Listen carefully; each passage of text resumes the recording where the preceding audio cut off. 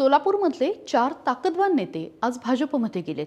बापजाद्यापासून एकाच पक्षात आहोत असं म्हणायचा काळ आता गेलाय आणि नेते सुद्धा निवडणूक टू निवडणूक असं पक्ष बदलायला लागलेत. ही 5 वर्ष बघू आणि पुढच्या निवडणुकीच्या वेळी वातावरण बघून ठरवू अशी अनेकांची स्ट्रॅटेजी आहे आणि हीच स्ट्रॅटेजी सध्या सोलापूरच्या राजकारणामध्ये सुद्धा दिसून येते. 4 नेते भाजपमध्ये गेलेत आणि गंमत म्हणजे त्यांचे कट्टर विरोधक ऑलरेडी भाजपमध्ये आहेत.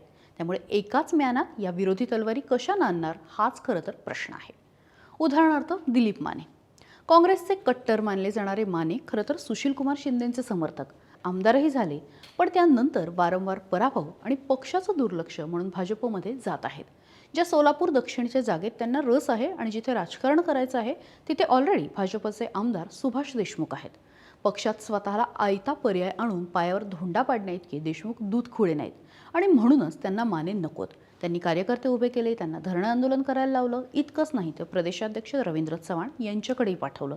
मात्र तुमच्यावरती अन्याय होणार नाही वगैरे म्हणत चव्हाणांनी त्यांना लॉलीपॉप दिलं. मात्र असं असलं तरी पुढच्या काळामध्ये माने त्यांच्या मार्गात अडसर ठरणारे याची पुरेपूर कल्पना देशमुखांना आहे. मात्र सहनही होत नाही आणि सांगताही येत नाही अशी त्यांची अवस्था आहे. आता दुसरं उदाहरण म्हणजे राजन पाटील. राष्ट्रवादीचे कट्टर असलेले पाटील आता दादांसोबत आहेत. त्यांच्या मोहोळमध्ये त्यांच्यात आणि उमेश पाटलांमध्ये विस्तवही जात नाही.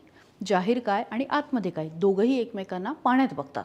त्यानंतर पहिल्यांदाच मोहोळमध्ये राजन पाटलांच्या विरोधी विचारांचा आमदार झालाय. म्हणजे राजू खरे असले जरी दादांच्या राष्ट्रवादीचे तरी प्रत्यक्षात ते उमेश पाटलांच्या जास्त जवळ आहेत. आमदार आपला नसला की सगळीच अडचण. त्यामुळे 2 मुलांच्या राजकीय भवितव्याचा विचार करून राजन पाटील हातात कमळ घेत आहेत. पण आता इथे सुद्धा एक ट्विस्ट आहे. ज्या शिवसेनेच्या नागनाथ क्षीरसागरांशी राजन पाटलांचं राजकीय वैर आहे ते याच कार्यक्रमात भाजपमध्ये प्रवेश घेत आहेत. त्यामुळे भाजपमध्ये पक्ष सांगेल तसं आणि तेच वागावं लागतं आणि म्हणूनच कमळाच्या सावलीमध्ये पाटील आणि क्षीरसागर पुढच्या काळात जुळवून घेणार की राजकीय वैर 2.0 चालूच राहणार हे सुद्धा बघावं लागेल. तिकडे माढ्याचे माजी आमदार आणि ज्येष्ठ नेते असलेले बबनदादा शिंदे यांचा मुलगा रणजित शिंदे यांनी सुद्धा भाजपची वाट निवडली. जंग पछाडून अजितदादांनी माढा विधानसभेला उमेदवारी दिली नाही आणि तिकडे पवारांचे अभिजित पाटील आमदार झाले. त्यामुळे पुढच्या काळामध्ये स्कोप उरला नाही. त्यामुळे राजकीय कारकीर्द वाचवण्यासाठी रणजित शिंदेंनी शोधलेला भाजपचा पर्याय त्यांना उभा करेल का हे सुद्धा बघावं लागणार आहे. बरं, आता हे झालं नेत्यांविषयी. पण शिंदेंच्या माढ्यात वगळता इतर सगळ्या ठिकाणी भाजपचे स्वतःचे आमदार असताना भाजप या नेत्यांची आयात का करतंय? उत्तर अगदी सोपं आहे. ते म्हणजे स्थानिक स्वराज्य संस्थांच्या निवडणुका बघून. हे नेते एकेकाळी ताकदवान असले तरी आत्ता त्यांच्याकडे तेवढी ताकद नाही.